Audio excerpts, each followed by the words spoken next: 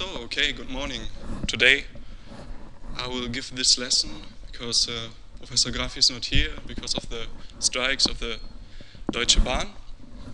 For those of you who don't know me, my name is Tobias Amft.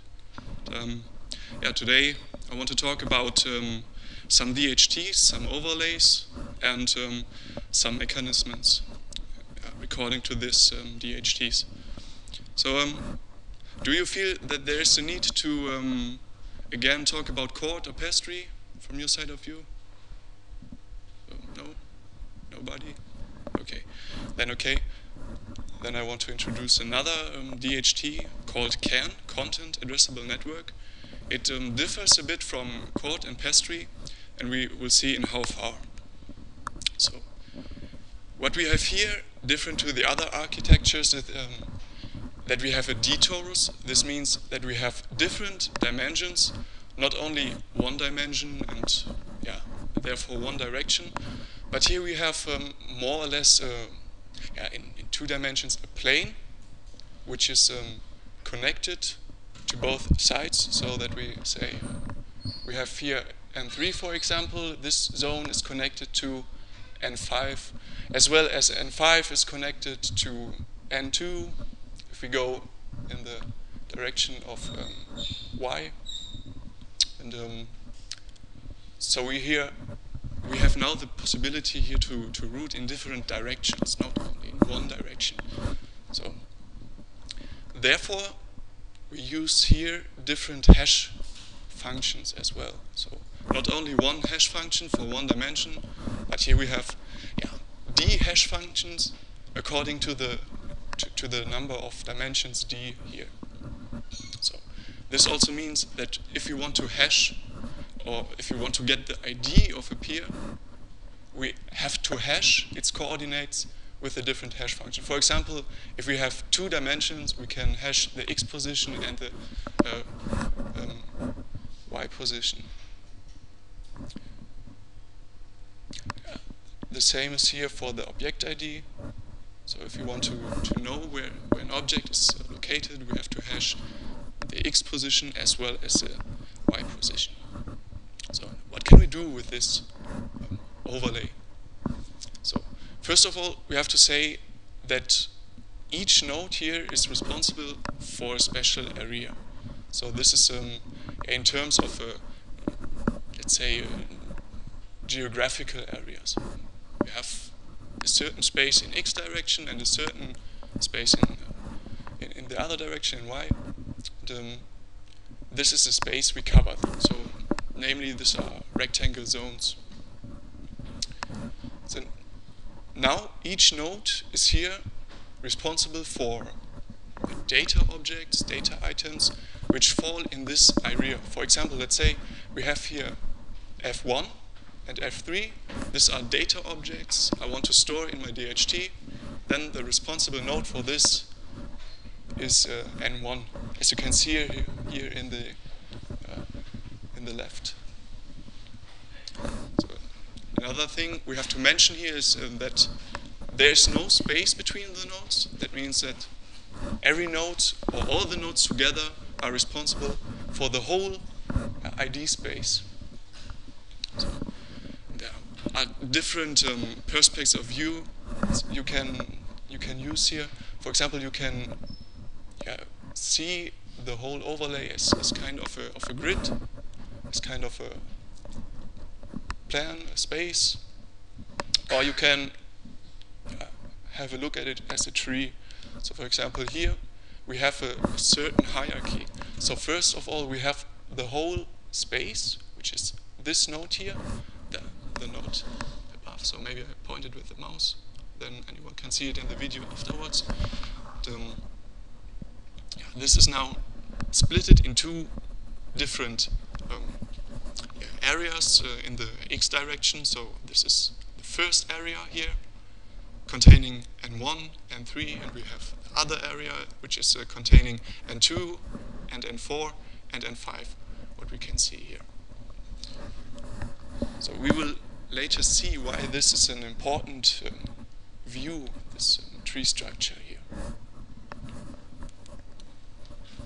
So now I can route through this DHT, I can try to get information about nodes. I can try to I can try to obtain data now, which is stored inside of the DHT, and somehow I have to get to this data.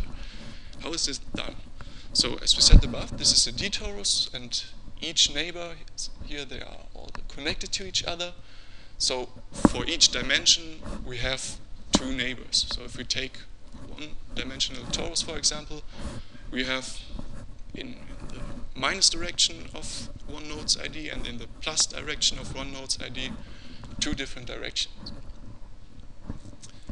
So if I now want to route through this plan here, through these zones, I can directly go over my neighbors to the place I want to go, because they are all connected. And this is the only communication they can do with those, so only with their neighbors. So therefore we have to maintain, let's say, okay, 2 times d different states, so because we have the dimension d, and we have 2 neighbors in each direction, so the number of nodes we have to store here in our, for each node is 2 times d.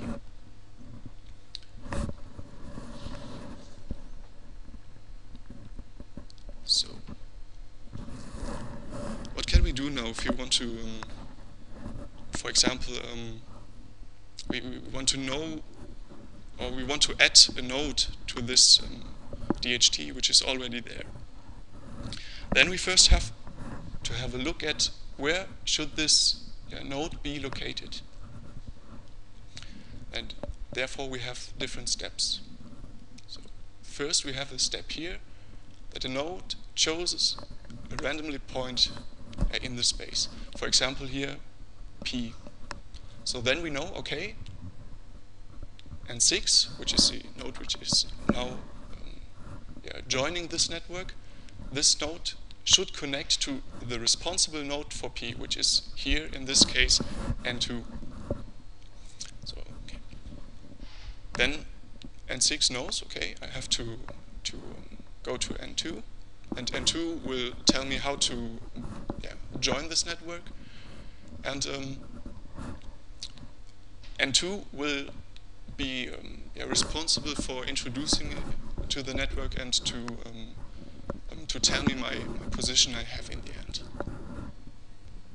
Okay. If we talk about routing here, and if we talk about joining the network and finding space or positions in the network, we first talk about finding the x-axis, and then afterwards finding the y-axis, the y-axis.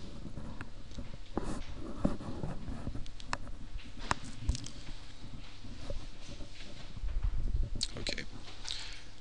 So if N2 now thinks that is responsible for N6 and knows it has a certain space, then N2 knows, okay, now I have to give some of my space away to N6. So in the end, it should be balanced, that every node has somehow the same space and the same structure in the whole network.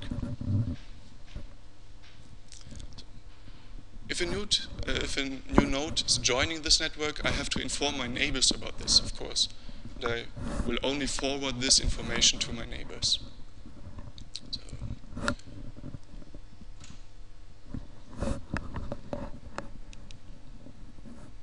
So when a node now leaves the network, in this example here, N4 is leaving the network, then it appears that there's some space left for the other nodes they can use.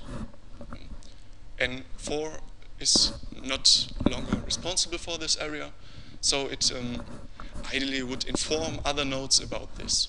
Here in this case, there are two options. Either N4 is just vanishing, just leaving the network, then the other nodes have to find somehow a way to to share the space which is left. In case if N4 has the possibility to tell other nodes about its leaving procedure, then we can say, okay, N5, for example, can take over the area here. So, as I said before, okay, we can send takeover messages to lost neighbors, let's say to neighbors who, or let's say it in other words, if one node suddenly recognizes that N4 isn't available anymore, then N4, the other node who detected this failure of N4 is then in charge to inform other nodes about the failure of N4. Typically, it is done that nodes which have a smaller area, they have a smaller timeout to look for failed nodes. So this means that nodes which are small, they try to gain more size in the network, so that in the end we have let's say, an equilibrium state. So this also means, what I said before, the smallest neighbor will take over the area of the node which is left. So, but then, if suddenly a node disappears, we have a problem, because suddenly we have this kind of, let's say it's a bad network here, because the node N6, for example here, which should only be responsible for an area which is similar to the other areas, has now very complex structure. And we want to keep that easy, because we only want to have two neighbors here in each dimension, and now we see, okay, he has now, for example, N3 as a neighbor, again in the other direction, N3 as a neighbor, as well as N1 as a neighbor, N2 as a neighbor in two different directions. So the complex state we have here, we want to avoid normally. So this means that we should hand over somehow the area we are responsible to. So at least this small piece of the area here. I show it again with the mouse so that it can be seen in the video afterwards. So this area has to be somehow transformed and given to N6, and it has to be given to N2, because N2 should be responsible afterwards for the whole area. So then we have two different cases. One case is the easy case, that the neighbor of the lost zone in the tree itself is a leaf. So as we can see here, N2 and N6, for example, it's now I see that there are mistakes in the slides. Okay, let's take this for example. We have here N5 again in the upper right, and N5 now is leaving the network. Then, as it is seen here in this example, N6 takes over the area. But we want N6 to have only a simple area, not the complex area here. So N2 should also take over the area of N6 here. So, okay.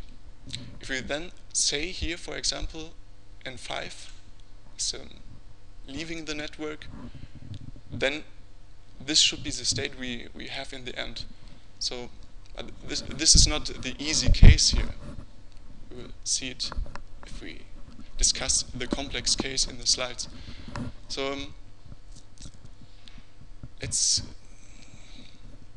give it another try here. For example, let's see what is on the other slides. Yeah, okay. Maybe we go to the complex case first. Here, this is what we see. So F5 is not a leaf node in the tree, and if N5 now wants to leave the network, we have to somehow take care of the other leavers, and we have to move the part of the tree which is now here in a complex state. We have to move just this part of the tree to the position of N5 where it has been before. And then we see, okay, suddenly the structure is easy. Then we have the whole network, the whole area here, which is this node. And then we have on the left N3, N1, N6, N2 on the other side. So our tree is complete, everything is fine. So an easy case would be here. We should change the slides. I'm sorry for this. So, for example, if N2 now is leaving the network, then this would be a simple case, because in the tree we see N2, for example, is a leaf node.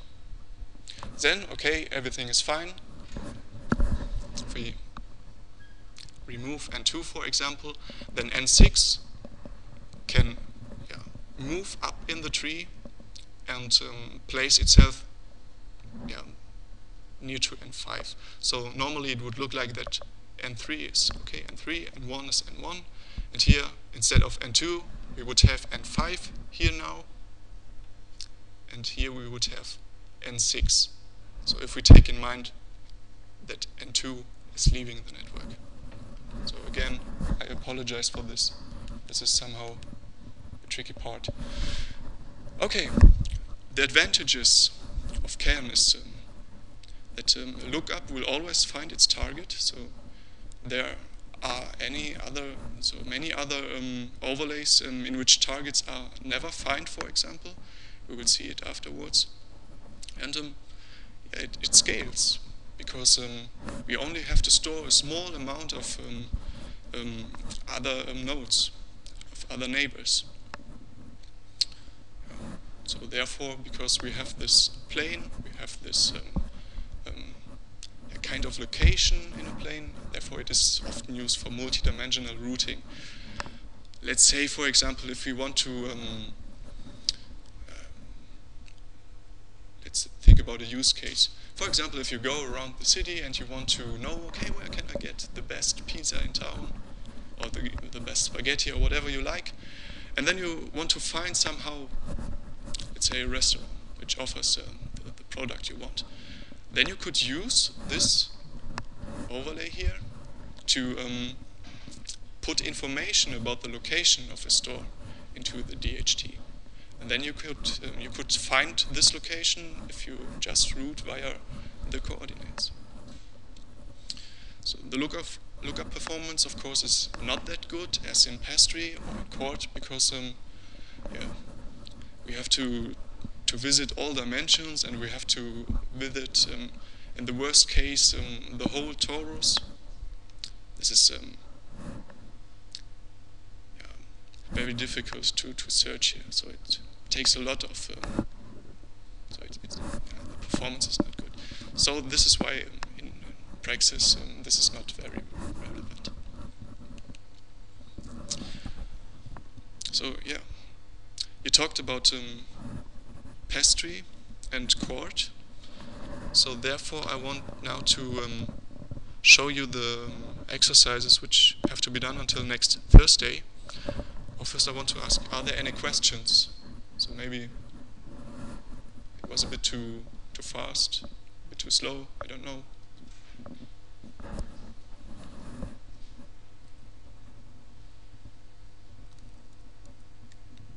Okay.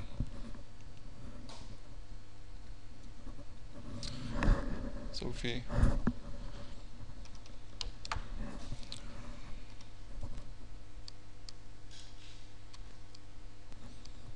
Okay, this is typically.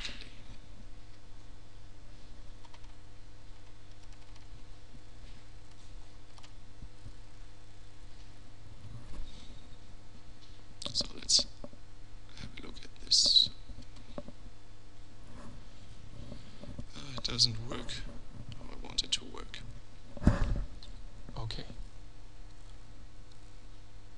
So in the lecture, you are looking now on a very strange DHT, which has the following rules. So we have here a hash function, which looks like this, so that for an entry k we have here, we just say, okay, we use this entry and calculate the modulus to n of k. So this is, in the lecture you will see that this is a very bad hash function, and the responsibility function is just that a node with the ID I is responsible for the hash of I.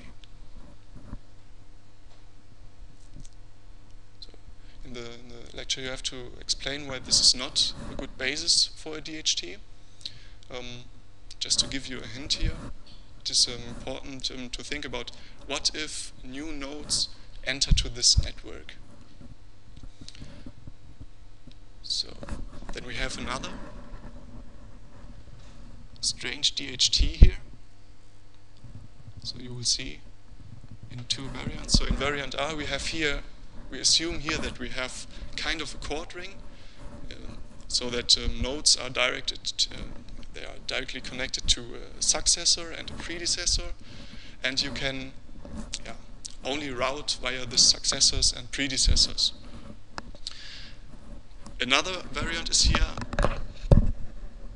in 2, that we have a node n in the middle and all other nodes are connected to this node. So let's say it's a star topology. And your task will be here to think about the routing complexity in both variants. So what is the routing complexity if I have to traverse the whole ring, or if I have a star topology and can route via the node which is in the middle. So in terms of routing complexity, and in case of state complexity. So this means how many neighbors do I have in this network? So I don't want to say too much. This seems to be very easy. So then you have to consider chord in the next lecture. So you have here a given chord ring. If you remember chord, you have finger tables here. So these are links to far away nodes. And now we want to route in this network. So in A here, you have to calculate how many fingers are needed. So I think this is was given in the lecture before, and you have to calculate how such a lookup will work. So then you will have to think about can. Here are given parameters for can. For example, we have 4 to the power of 4 to the power of I nodes. And, how large is the graph diameter? So the maximum distance between two peers in hops. So regarding to the number of nodes we have here.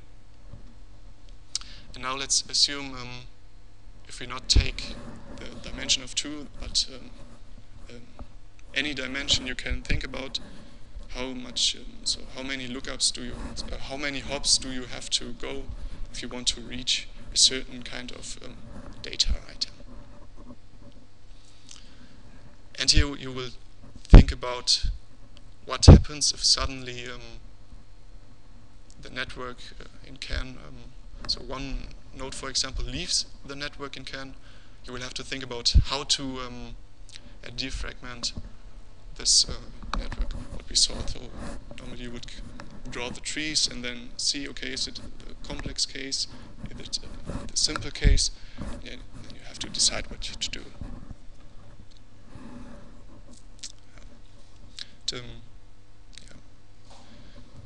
Then you have to think about a protocol that describes how steps could look if you want to repair a network which is somehow broken.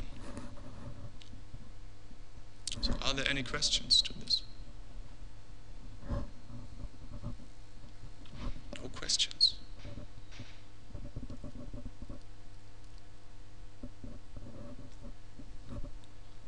So then we directly go over to Kademlia.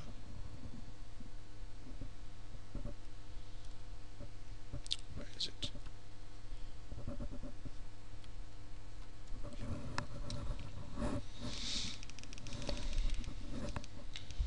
So, yeah, another overlay I want to present, as I said before, is Kademlia, which works completely different now from CAN, from Chord, from Pastry. And later on we will talk about interconnected overlay networks. So here namely Hypercubes, the Bruijn networks. And here we have a kind of a special assumption that we route in a very simple way, but very effective way, which is not applied to real use cases, but used for experiments in a laboratory, for example. So, talking about Kademlia. If we talk about Kademlia, we normally mean the algorithm behind Kademlia, which was presented by the two people here. I don't want to speak out, otherwise they might be annoyed or something like this. And we have CAD here, which is a real implementation of the Kademlia algorithm. I think maybe most of you know about CAD. Not now, but we will see later. Maybe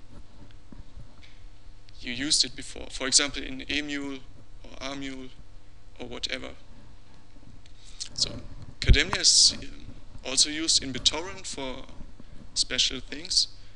You will see later in another lecture how BitTorrent works. So if we talk about Kademlia now, we use a ID space again, which is 160 bits long, and instead of just looking how is the distance between two nodes, we use an XOR metric here. So this means the distance of two nodes is here given just by the XOR operation. And this means if we have 170 and 149, for example, the distance between those two nodes is 63, of course. So the difference here to Chord is that the metric now is symmetric. So this means, let's draw it on the board, I think, if we find a piece of chalk here. So imagine you have a chord ring here.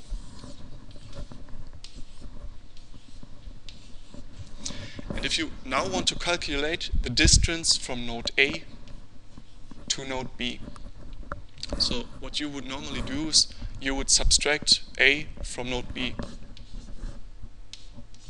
So this gives you the distance D in the chord network. But if you want to know now the distance from B to A, it's not just the other way around. So it's not this direction here. It would be the direction through all the ring. So you always have to keep in mind that this is a modular ring. And if you use the XOR metric here, for example, in Kademlia, if you have two nodes here in Kademlia, we will see how they are structured later. The distance is always the same, so we can route in both directions, and we don't have different distance here between two nodes. So this is also important for the performance of lookups in Kademlia. So what can we do with Kademlia now? So we can do with Kademlia whatever we can do with other DHTs. So we can try to find a node for a given key. So this, if we execute this operation here, find node, then we will get back the k closest nodes in the Kademlia network, which are the nearest nodes, so the best known nearest nodes to this key here. We can find a value for a given key. So this means if we have somehow stored a data item in the DHT, we can retrieve this data item now, so as it is written down here. So if the recipient already stores the value is returned instead of the k closest nodes here.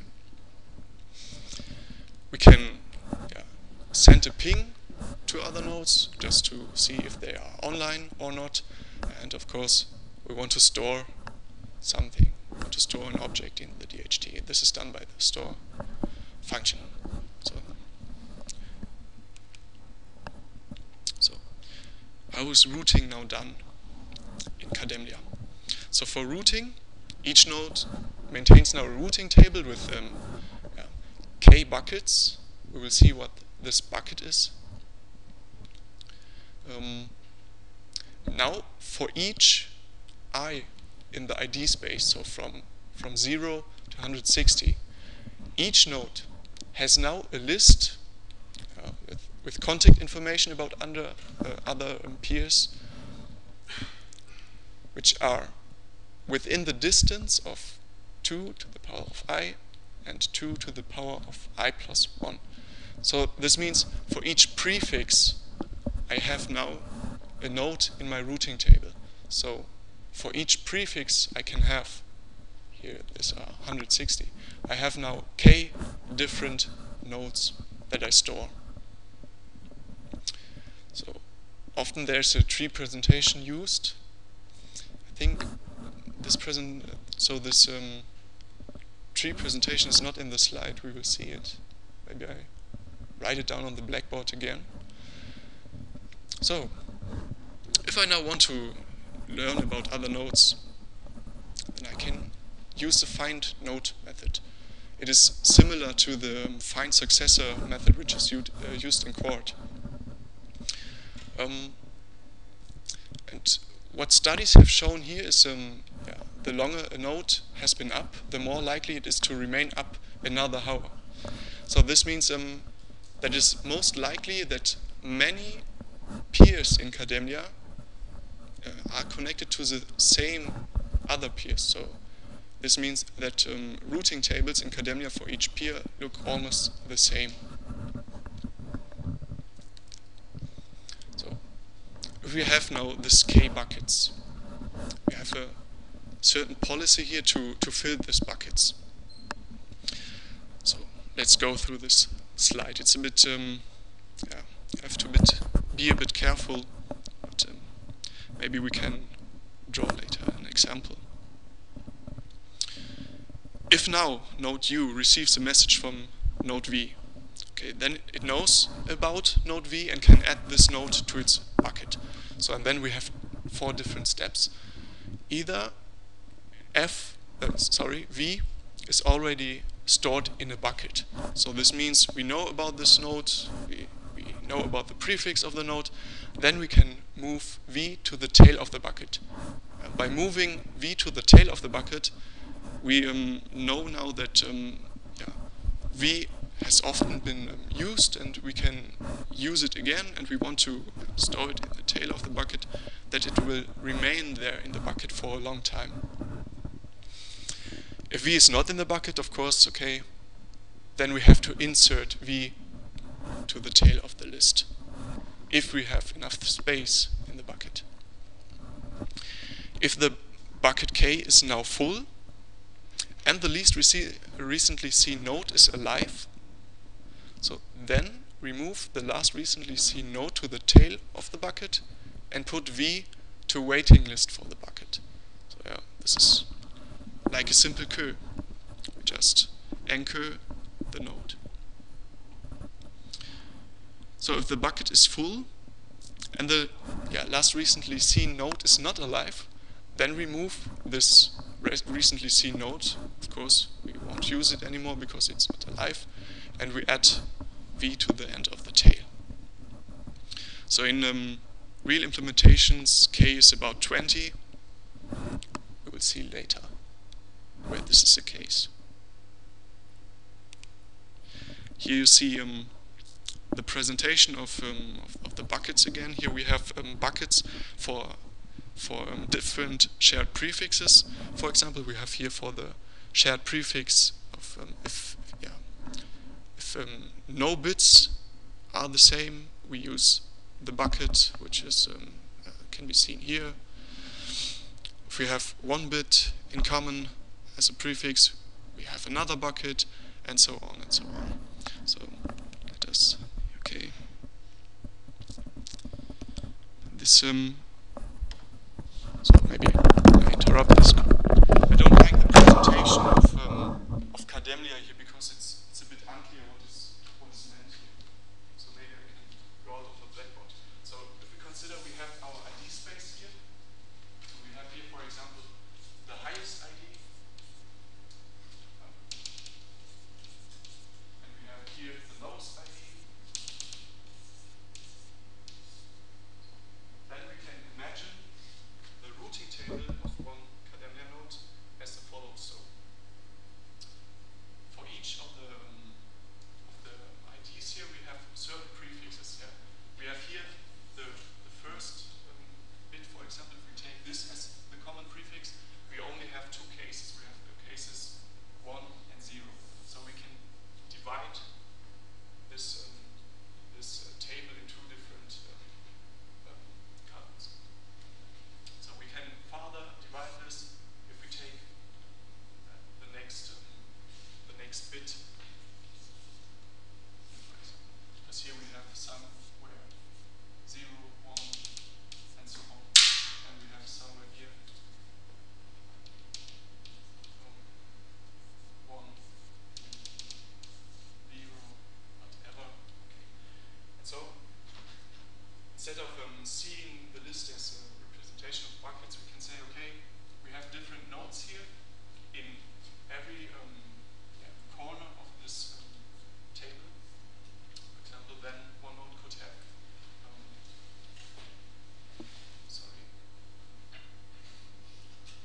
this nodes here, which go. So this is direction 1, direction 0 for the first bit. Then we have the second bit, for example, which is again 1 or 0. We have here again 0 or 1, and so on.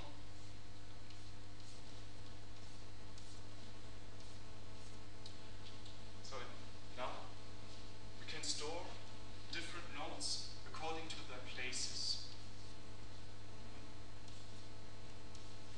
This could maybe look like this if we just have 6 nodes, for example, in the network. This means, for example, for this node here, he has to store links into the network to different branches of the tree. So he has to maintain this branch of the tree, for example, and it has to maintain this branch of the tree. If you now consider this node here, for example, this now can route easily to this place here in the network or to this place in the network. So as we know it from the finger table code, we have now different distances covered.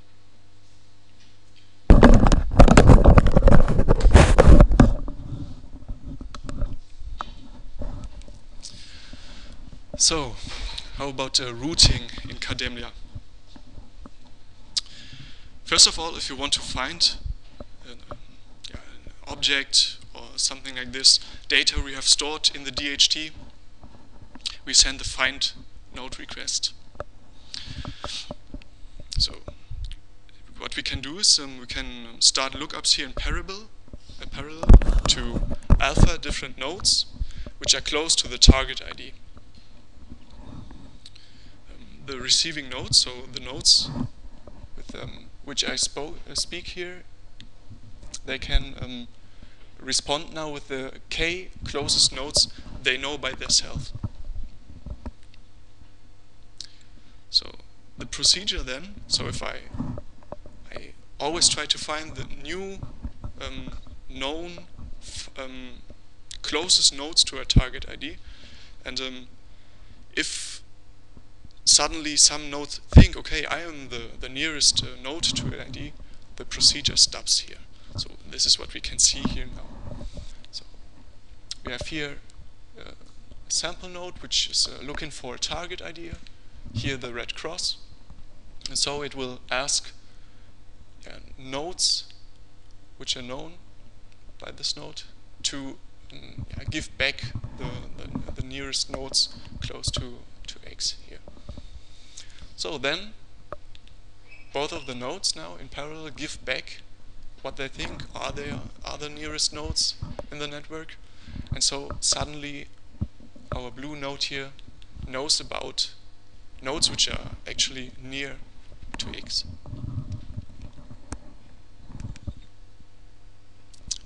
So again, if the blue node contacts these new discovered near nodes, they can give back their opinion of the network. So do they think, okay, there are nodes which are near, or are there no nodes which are nearer to X? Then the blue node is able to think about, okay, they are actually the nearest nodes. Then, for example, the node can store things, data objects on these nodes, which are close to X. Yeah.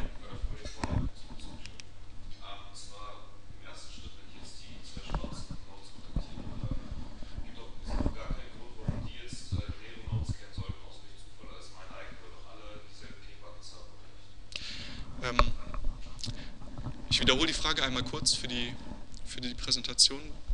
Die Frage war, also gibt das Sinn, ob die schwarzen Punkte, die wir oben sehen, geben die wirklich nähere Knoten wieder? Weil eigentlich sollten die ja ähnliche Buckets haben, sagtest du. Genau. In der Realität sieht es tatsächlich so aus, dass die ähnliche Buckets haben. In der Theorie kann es aber tatsächlich sein, dass die noch andere Knoten kennen, die näher dran sind. Ja, dadurch, dass ich, wie hier an der Tafel gezeigt, ich habe zwar Links zu Knoten, die weiter entfernt sind im Netzwerk, aber ich habe auch viele, die näher an mir dran sind im Netzwerk. So, das heißt natürlich, Knoten, die jetzt vom blauen Punkt aus gesehen weit weg sind, die haben natürlich eine andere lokale Sicht und haben da ein größeres Repertoire an Knoten in diesem Gebiet. Okay. So. Okay, what we have said before, okay, we can send many queries in parallel. As we saw in Chord, for example, normally one query or one request is started for the same ID, we have to say. And, in comparison to Chord, for example, in Chord we have fixed fingers, so fingers always point to the same node, or should point to the same node. And here, we have to learn about other nodes by checking the bypassing queries, the bypassing messages. So in Kademlia, we gather all the information we can get from the network. In Chord, we have to search actively for other nodes in the network. So this leads here to a large routing table in Kademlia. In Chord, we just have one finger per distance. In Kademlia, we have k contacts per distance. Maybe this would be a good question. So why do we have to store more contacts in pastry than in Chord, for example, regarding to the context here? Does anyone know or imagine or have an idea?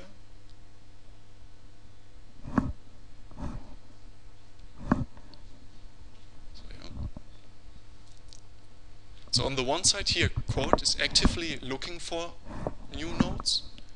On the other hand, Kademlia learns about new nodes from bypassing messages. And, here again we have a chord which has only one finger per certain distance, and we have Kademlia on the contrary, which has many contacts for a specific distance.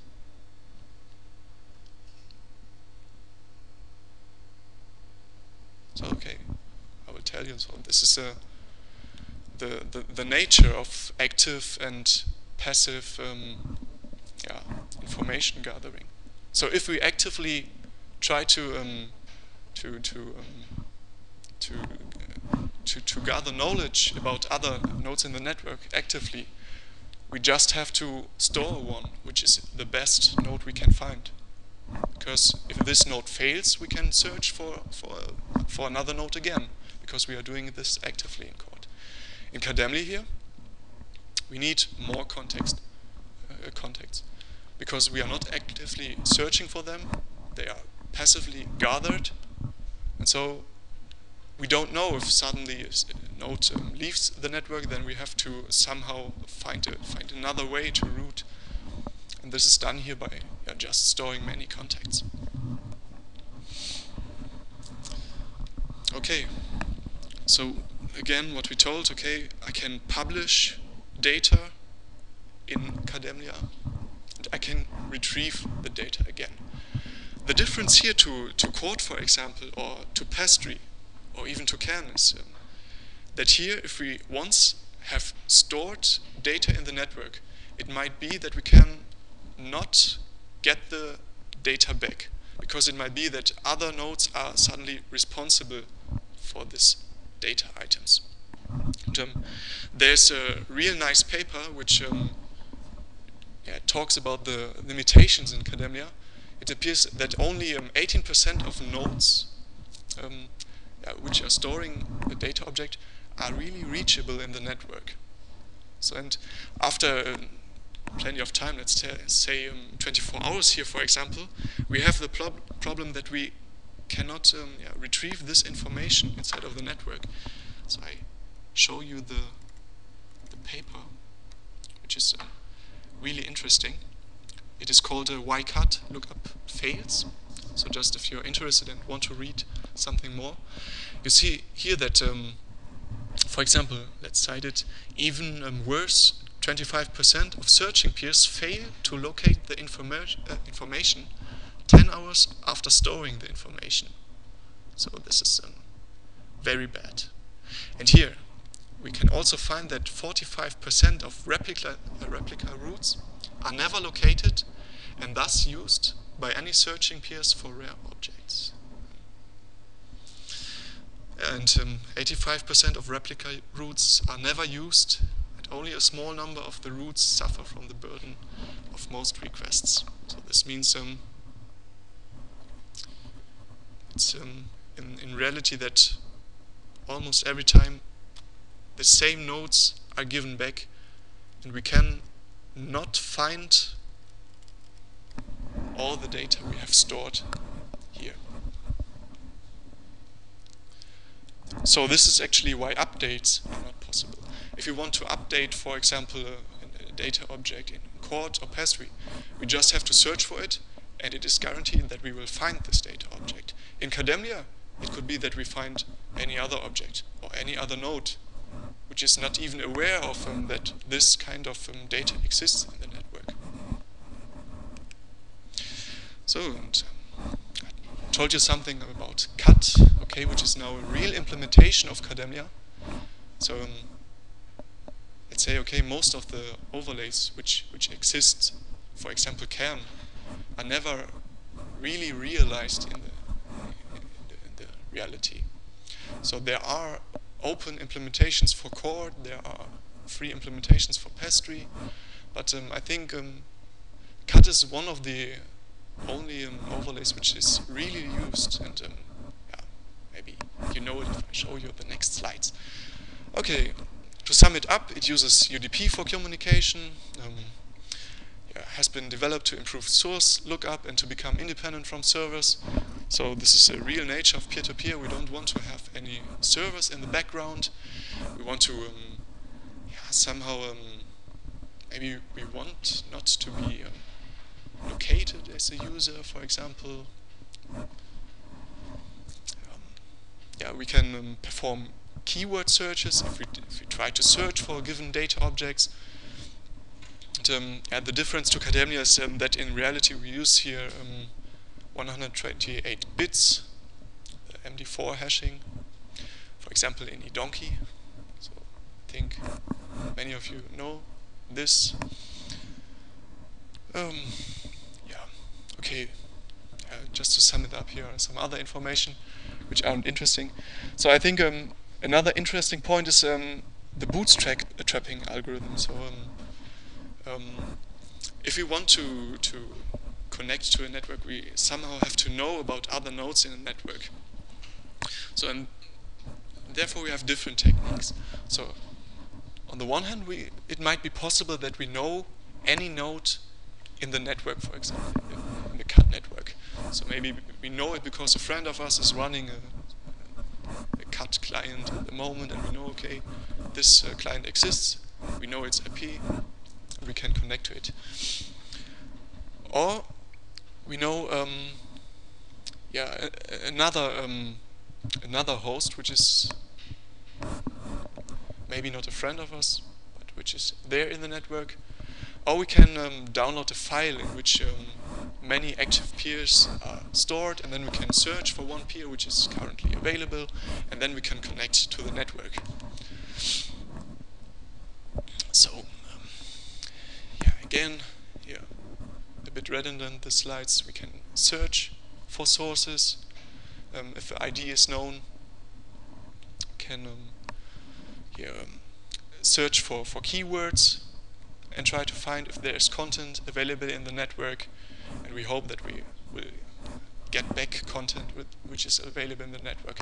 Here, for example, we have an email client in which we can search for things. Of course, we are just searching for legal things, such as Ubuntu or any videos, lectures. So this is not that illegal as everybody states all the time. Okay.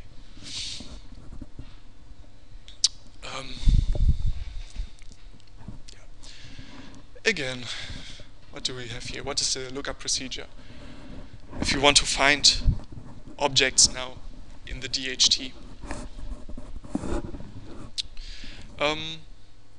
Okay, first of all, a node which is searching for content should create a search list, because it has to know what it is searching for. And then this list will be ordered by the XOR distance, so that we know which node do we have to contact in order to get back a data object. So what I repeat then is that I randomly pick different nodes, here for example 3 nodes from the search list. So these are all the nodes I know. And I send them a request message. And then I have to ask for closer nodes, as we have seen before. Maybe they give closer nodes back.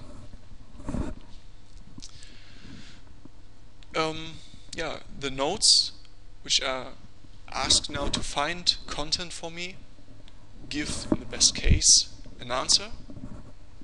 And they answer by giving me nodes they know which are closer to the target ID than they are by themselves.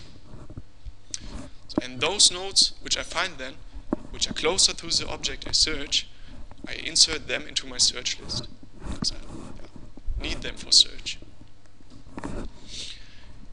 If then the closest k nodes have been found, an action is formed.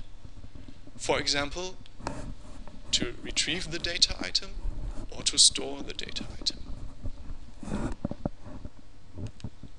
So here we see in the email client such a list of peers, and what you can see here is that they are ordered according to their distance to a specific node here.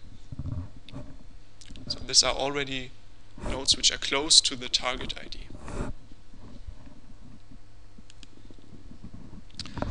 Okay, what are the advantages of Kademlia? Okay, the main big advantage is that there exists a real implementation, that there are there's real data, there's a real experience we can gather from this network. It is resistant to node failures, okay, because I have many nodes there, and many nodes store, for example, one data item. So there's a lot of redundancy here in the Kademlia network. Yeah, and I have a proximity of nodes here. To sum up the drawbacks, the routing table here is very large. As we said, we need this large routing table. And yeah, this is the most important point here, routing is not deterministic. So if node A performs a lookup here, it will find k closest nodes to the lookup ID, okay? But if another node, here B for example, performs the same lookup, so the lookup to the same ID, it will find other k closest nodes. So yeah, this is what we said before. We don't have the guarantee here that we find the same objects from in two different kinds of requests. So this is why there's still future work required. So now I want to talk about interconnection overlay networks. They are not really relevant in praxis in that far that they have the assumption that, for example, the number of nodes always have to be a certain number, so it's not a random number. So, for example, in Chord we can have 10 nodes, we can have 40 nodes or more, but in these networks here, it always have to be a certain number of nodes. We'll see this. Another assumption here is that we have no churn in the network, so there are no nodes leaving or entering the network. So it's a static network here. The number of nodes is controllable, and what we can only do here is to search for different IDs, to route for different ideas. But we have a gain here. The network topology is very efficient, and it's very easy for us to find nodes here in these networks. So therefore they often have a fixed degree, and routing is possible in log n, so it is very good, very fast compared to other approaches. And the differences to the DHTs here in these networks, in the interconnection networks, we don't provide key value lookup functionality. We only want ID-based routing here. So let's take a three-dimensional hypercube network as an example. As you can see here at the edges of a simple cube, we have different nodes, and they all have a specific ID. Here from 0, 0, 0 up to 1, 1, 1. So now the nodes are, as we can see, connected to other nodes which have another ID, and how can we say it? The difference in the IDs is later important for routing.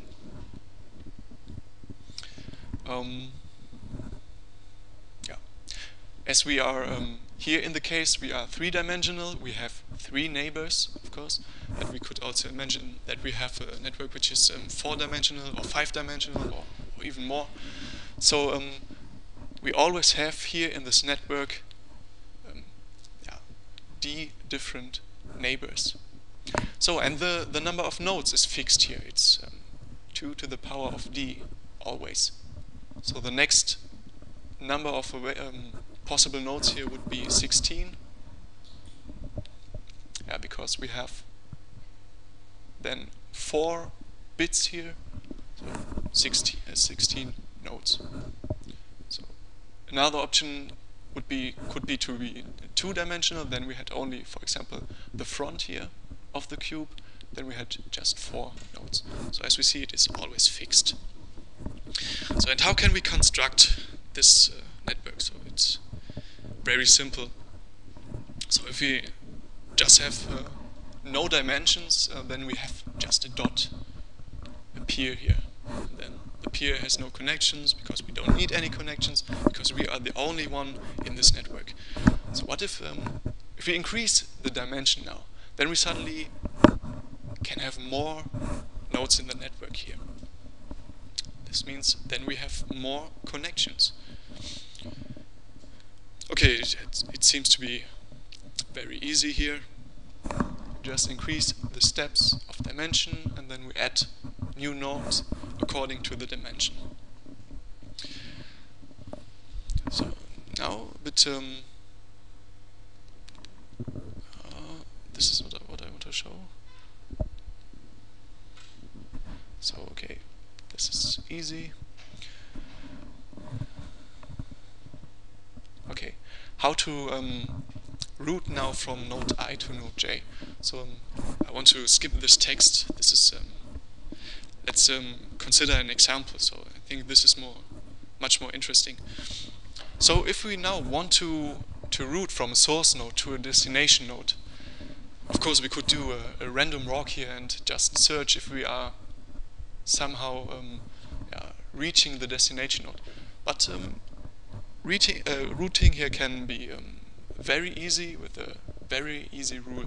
For example, we have, as I said here, the source 0, 1, 0, and then we just take a look at different bits here in this ID. For example, here there are 3 different possibilities to as a next hop. For example, we have here 0, 0, 0, which is obtained by just skipping the 1 here to 0, or we have 1, 1, 0 here, which is obtained by skipping the first 0 to a 1. So it doesn't matter, we can choose whatever node we want here. So what we do is then we choose here 0, 1, 1, which is obtained by skipping the last 0. Okay, then we have on this node again 3 different neighbors. So okay, we know this is the source. We have already visited this node, and we don't need to visit it anymore. But we also know that we want not to skip back the last digit. So we have other opportunities here to skip the digit. What we can do now is, for example, to skip the second digit from 1 to 0. Or we could skip the first digit from 0 to 1. So okay, in this example we decide to skip the second digit and go now to 0, 0, 1. Yeah, and from here on we only have the possibility to skip the first bit, because we haven't skipped this bit before. And then we go up to 1, 0, 1. So as we see, routing here is very easy. If you follow this rule, everything is fine. I see here, okay, there's another mistake in the slide here, because we assume that nodes will not fail.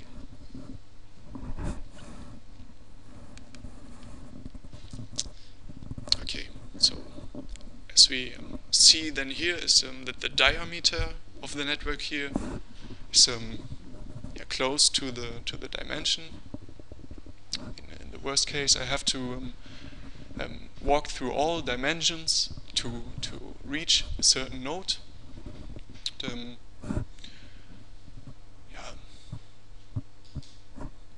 Just to say it like this. As I said before, okay, the network size is fixed. This is not really interesting. the degree increases logarithmically due to the dimension, for example. And yeah, as I said before, this is very interesting for static environments. If we have conditions in a laboratory, for example, and yeah, where we have normally no joins and no leaving nodes in the network, so that we always consider the same network through all the simulation time, for example. So yeah, in a controlled environment. Okay, the benefits are, of course, that we have a very low node degree, like in CAN, for example. We have a fast routing algorithm here.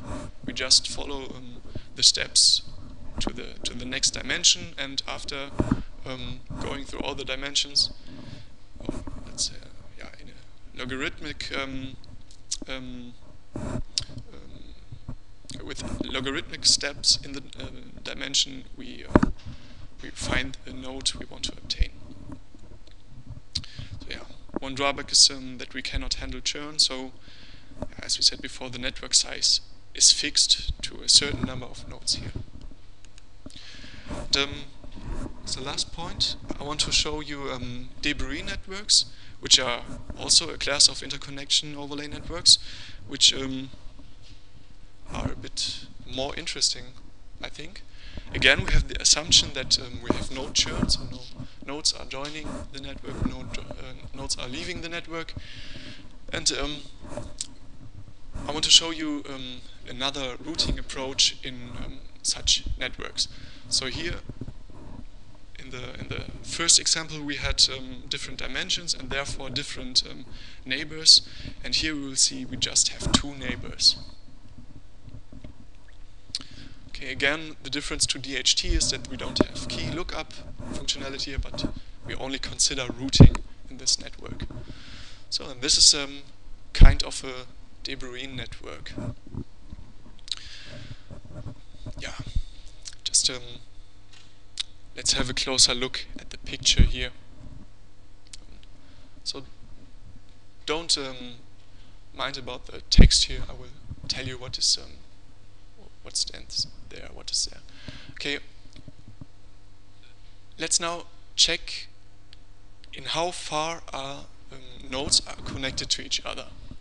So they are not just randomly connected, and there's no fuzzy order here, but it's connected this way. If you take 0, 0, 0, for example, then you have the possibility to shift this ID to the left.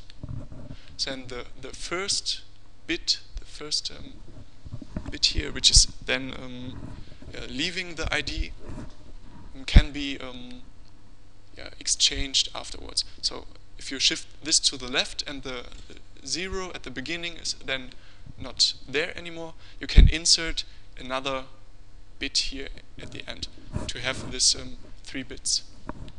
And what you can add there, if you shift this, you can add a 0 or you can add the 1. So this is a connection to the neighbor. So you connect here, 0, 0, 0 is connected to itself, because if you shift the number and insert a 0, you are again at node 0, 0, 0. Or if you shift this to the left and then add the 1, you are here at the node 0, 0, 1. And so you can do it with other nodes. If we take this as an example, we have here 1, 0, 1. If we then shift this to the left, and the 1 here in the front is suddenly missing, and we can add to the end either a 0 or a 1. So if we add a 0, we are again at 0, 1, 0. Or if we add the 1, we are at 0, 1, 1. So questions to this? So it seems to be clear, I think. So now, the basic characteristics of this network. The average distance is, of course, very close to the diameter, because if you have to traverse the network or want to go from one node to another node, and they are as far away as possible. We have to traverse the whole ID space, and yeah, this is the diameter is regarding to the number of digits we have here in this. So it's a logarithmic diameter. And, so the neighborhood is based on the left shift operation we saw here before. So again, we have here many things. I want to skip this to make it more easy and more easy. If we want to route now from one node to another, for example, let's say we want to route from 001 to the node 101, then we have to look at, okay, do they have any common digits? And here, okay, in such a network, at least one digit should be in common. So for example, here we have the common match that we use the source ID, we combine it somehow with the target ID here, and we see, okay, the digits they have in common are either the last or the first bit.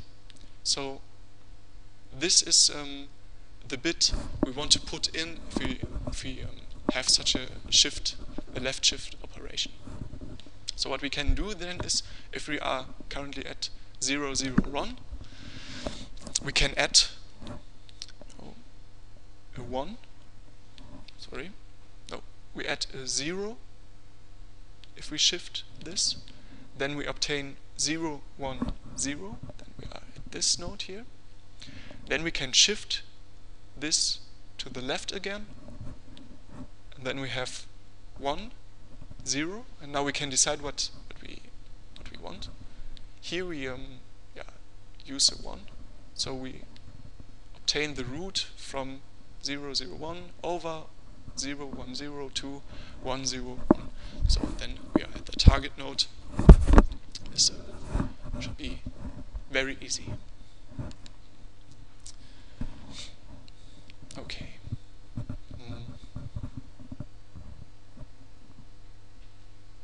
Yeah. This is again what we have seen here in the table. So more redundancy. So let's have a look at a more difficult example, but it's every time the same. So here you have a closer look at the source ID, a closer look at the target ID, and then you think about, okay, what do they have in common? For example, they have here the 0 in common. So, and we know if we want to go from this node to this node, so from the source node to the target node, we can shift this ID and insert all the digits we have here in the target ID. So what are we doing is just, okay, shift the source ID by 1, then insert the next digit which is not common, so here the 1, and then afterwards 0, 0, 1. So, and if we are doing this, we somehow can route from the source node to the target node. So I think it's very easy. Are there questions?